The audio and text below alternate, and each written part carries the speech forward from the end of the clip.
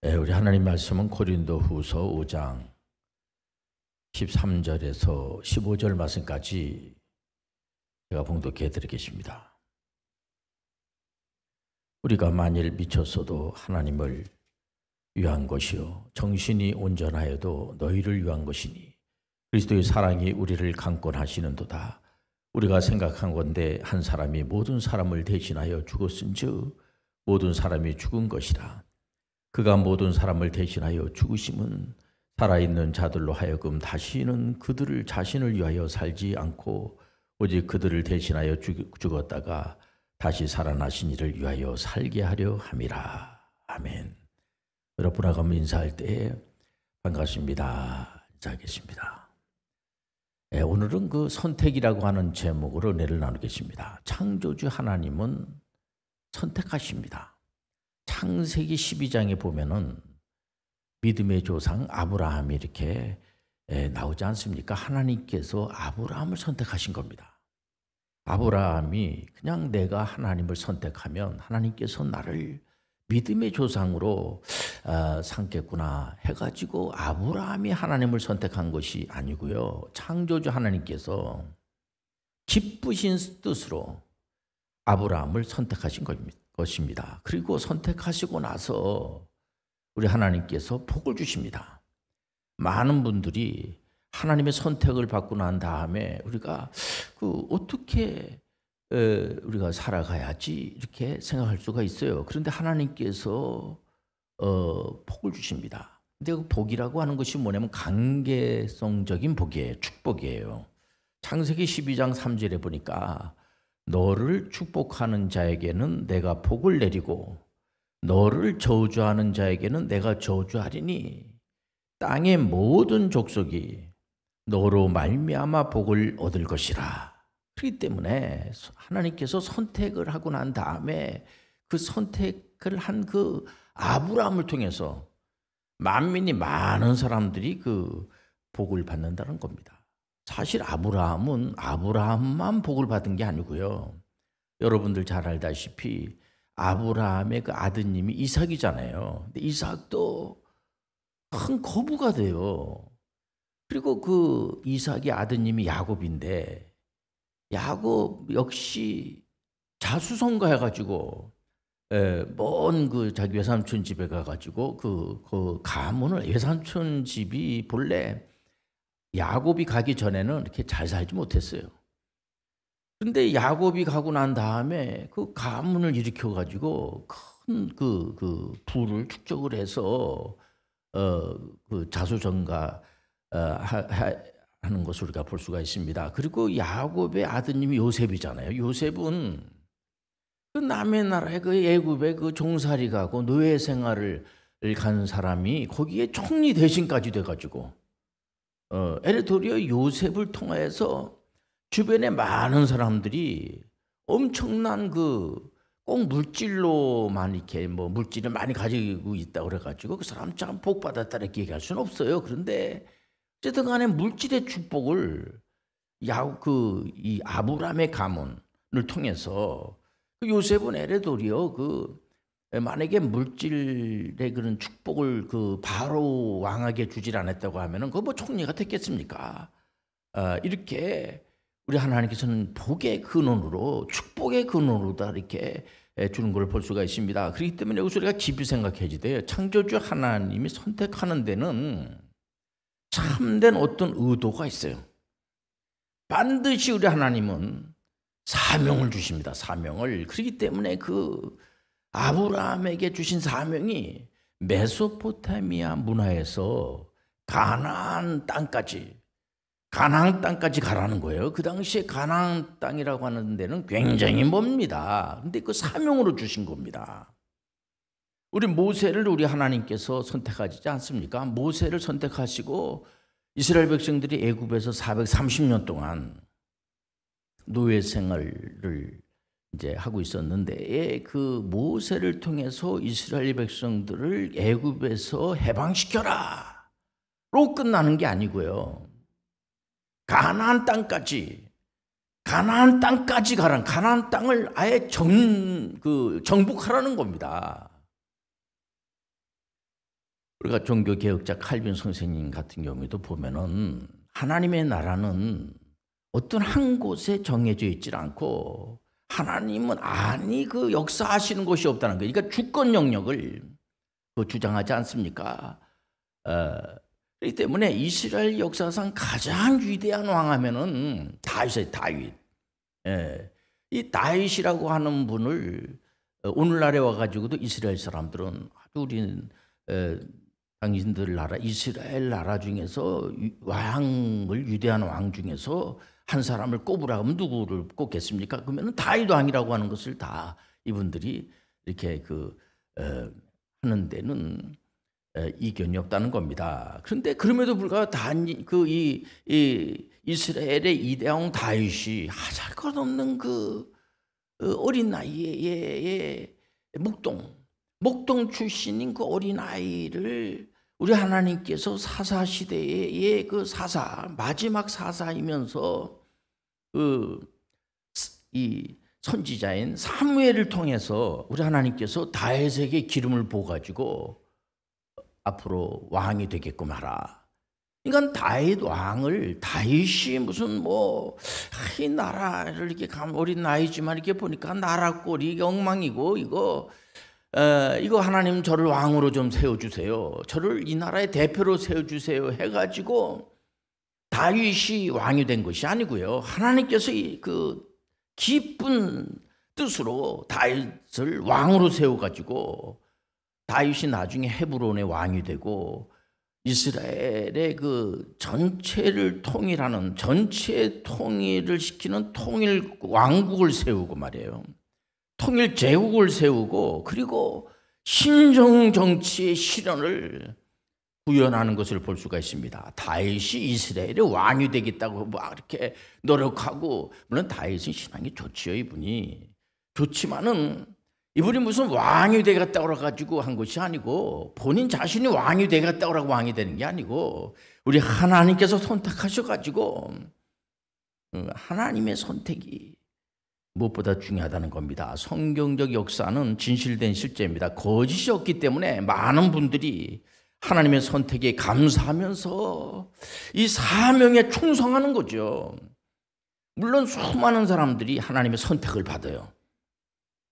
사울왕 같은 경우에 이스라엘의 초대 왕 사울이 이분이 아주 인물도 좋으시고 또 이분이 이 전쟁을 이렇게 할 때 보면은 상당히 전쟁도 잘 이렇게 수행할 수 있을 정도로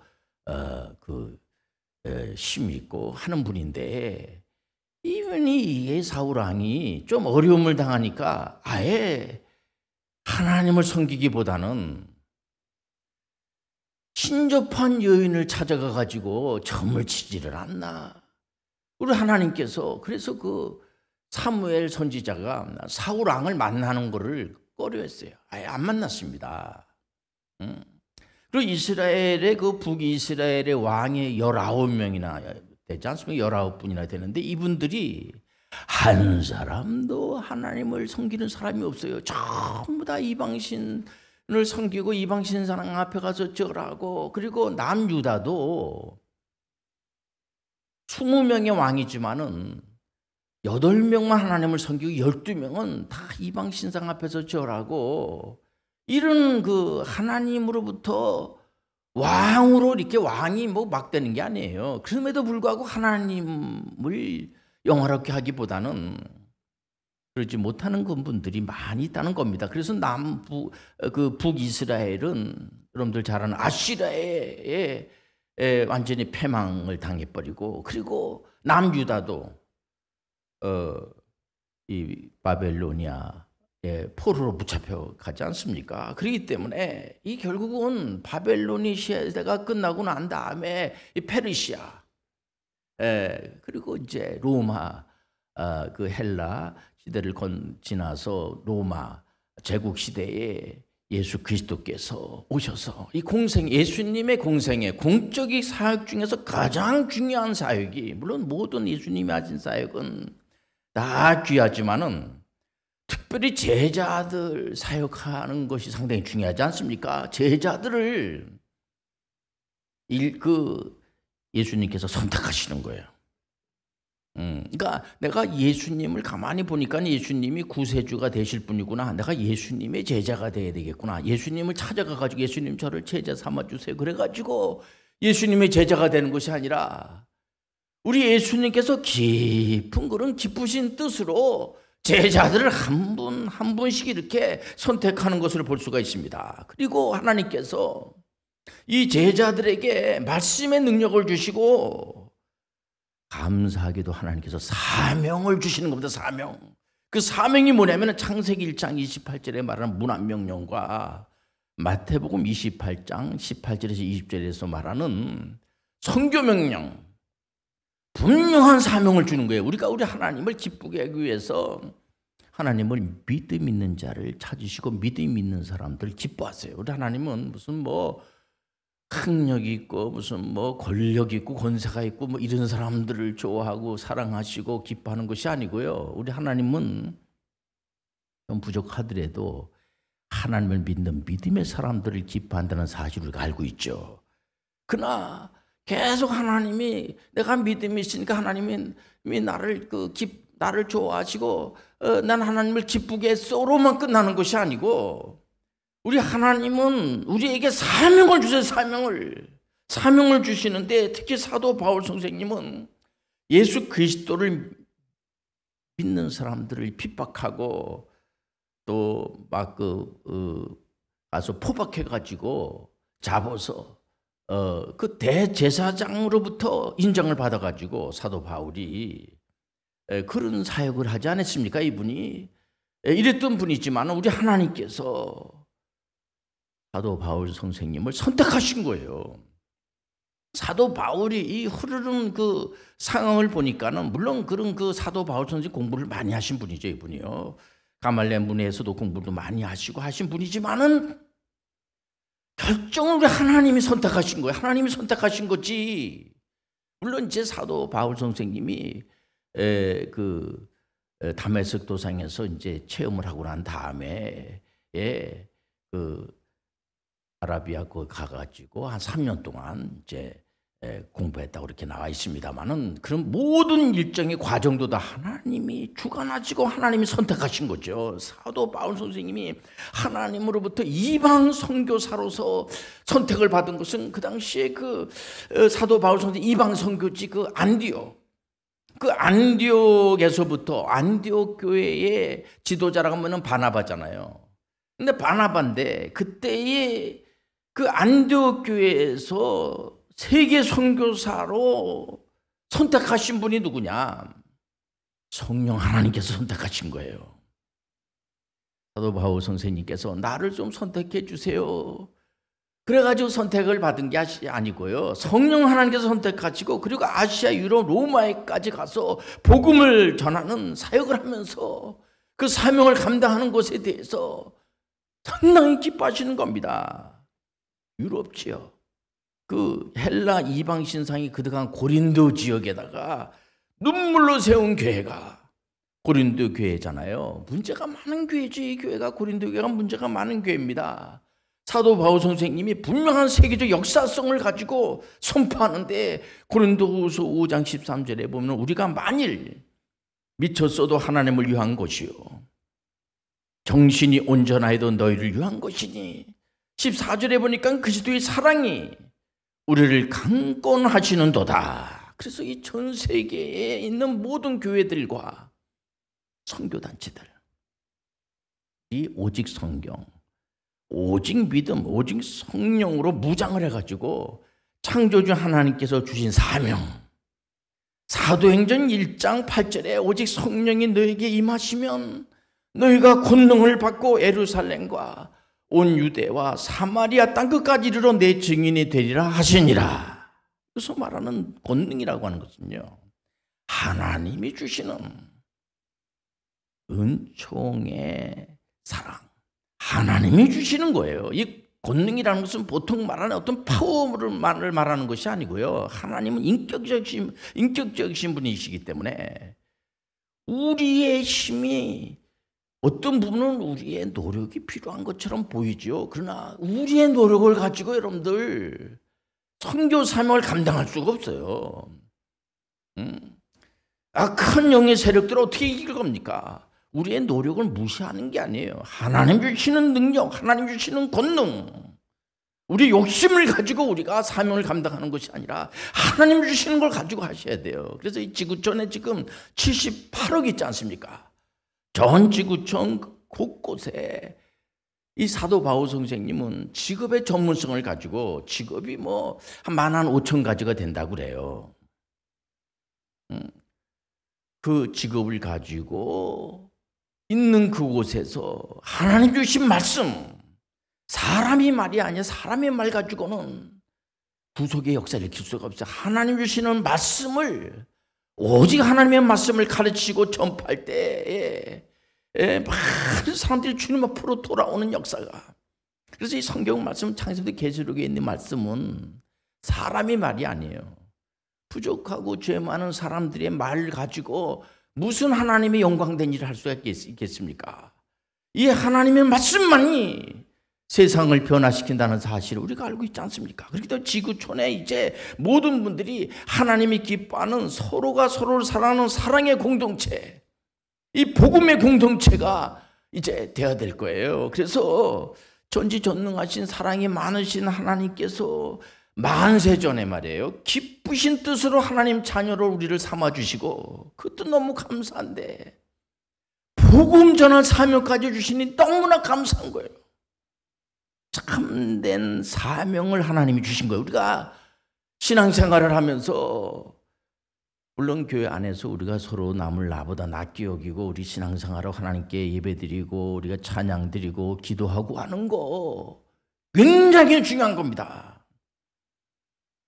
하나님 영광 받으시길 원하세요. 우리 하나님, 우리가 어떤 일을 하기보다는 도리어 우리 하나님은 하나님 앞에 와서 기도하고 하나님 앞에 찬양드리고 예배드리는 것만큼 귀한 게 어디 있습니까? 그러나 우리는 사명을 감당해야 돼요. 이번에 한국세계선교협의회에서 2030년도까지 100만 비즈니스 에듀 미셔너리를 양성하자. 이 하나님 너무 감사한 거예요, 진짜. 그래서 요즘은 어느 분은 목회를 평생 하시고 은퇴하셨는데 또 불구하고 건강하세요, 이분들이. 그래서 나머지 여생을 이제 나는 전문인 선교사로, 전문인 사역자로 내가 여생을 바치겠습니다 해서 전문인 선교사 과정에 와가지고 공부하시는 분들도 있어요. 곳곳마다 지금 전문인 선교사 훈련원이 있고 선교단체마다 있고 얼마나 감사한지 몰라요. 그래서 일반 교회에 있는 모든 목사님들이 온 교우들을 전문인 선교사로, 비즈니스 에듀 미셔너리로 지금 양성하는 데 상당히 심혈을 기울이고 있어요. 얼마나 감사한지 몰라요. 우리가 하나님 은혜 가운데서 이 땅에 와가지고 하나님 은혜를 많이 받았으니 지금 믿음의 조상 아브라함의 가문을 보더라도요, 그 가문이 신앙의 가문이요, 선교의 가문이요, 우리 하나님의 역사하시는데 정치, 경제, 문화 모든 분야까지도 하나님 역사한다는 사실을 우리가 다시 개혁주의적 세계관으로 돌아가야 돼요. 그 구른투비 목사님 하면은 덴마크의 그 나라의 아버지 하면은 구른투비라고 그래요. 구른투비. 이분이 신앙생활을 아주 잘하시는 분이십니다. 이분이 오직 성경, 오직 성령, 오직 믿음, 마르틴 루터의 그 영향을 받았지 않습니까? 이분이. 그러면서 하나님을 사랑하고 나라를 사랑하고 자기가 일하고 있는 그곳을 사랑을 하다 땅, 그 덴마크라는 나라는 땅 농사 짓는데 그 땅을 사랑하자. 우리가 이 애국심이라고 하는 것이 굉장히 중요합니다. 나라를 사랑하는 건 중요한 거예요. 우리 대한민국 같은 데는 외세의 침략을 많이 받았어요. 지금은 국력이 상당히 우리가 강해졌어요. 국력이. 그 젊은이들이 나라 사랑하는 마음이 남다르질 않아요. 그리고 우리 젊은이들은 마음속에 세계 전체를 품고 대한민국에 태어난 것을 감사하게 여기면서 예수님의 제자가 된 것을 감사하게 여기면서 내가 직업을 가지고 전 세계에 지금 현재 171개국에 28,000명의 그 선교사님들이 나가 계시잖아요. 그런데 젊은이들도 거기에 비전을 가지고 나도 선교하는 선교사가 돼야 되겠다. 이런 청년들이 교회마다 있고 저 농촌교회에서도 내가 선교사가 되겠습니다 라고 하는 그런 청년들이 많아요. 여러분들 가운데서 하나님의 그 성령의 은혜를 받고 아시아에 가서 복음을 전하길 원합니다. 아프리카 가서 복음을 전하길 원합니다. 저기 중동에 가서도 복음 전하기 원합니다 라고 하는 전문인 선교사들이 많이 나오기를 기대해 봅니다. 하나님이 도와주시고 기뻐하는 일입니다. 기도하겠습니다. 하나님 아버지, 우리 사랑하는 모든 믿음의 사람들이 하나님께서 선택을 받았으니 나머지 여생을 복음 전하는 전문인 선교사들이 되게 도와 주옵소서. 예수님의 이름으로 기도합니다. 아멘.